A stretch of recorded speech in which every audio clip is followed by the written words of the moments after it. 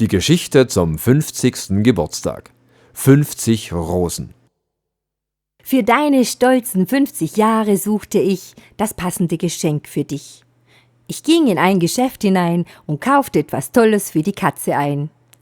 Quatsch, nochmal. Ich ging in ein Geschäft hinein, es sollte für dich eine Freude sein. Die eine liebt Konkretes nur, die andere das Abstrakte. Die dritte schwärmt für die Natur und deshalb für das Nackte.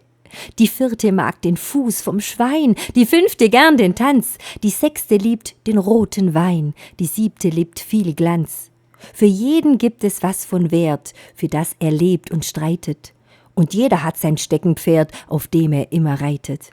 Ich dachte da an 50 Rosen, das könnte dir gefallen. Das geht bestimmt nicht in die Hosen, da würdest du vor Freude schallen. Die Bestellung war sehr schnell gemacht, ein Mitarbeiter packte ein. Ich trug das Päckchen dann ganz sacht zu dir ins Haus hinein. Nun pack es aus, ich bin gespannt, wie sie dir nun gefallen. Ich find es hier sehr amüsant, drum lass die Korken knallen. Oh, was ist denn da passiert? Wie sehen die Rosen aus? Der Mitarbeiter wird massakriert, fliegt aus dem Laden raus. Was für ein Landsmann war denn das? Der verwechselt R mit L? Na, das ist ja ziemlich krass. Oh, das tut schon weh, herrje. Chinesen, ja, die tun das auch. Die sprechen L statt R.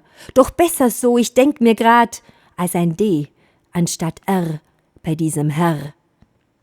Wenn es ein Überlebensmensch gewesen wär, dann hättest du anstatt der Rosen womöglich Büchsen mehr, und zwar 50 Dosen.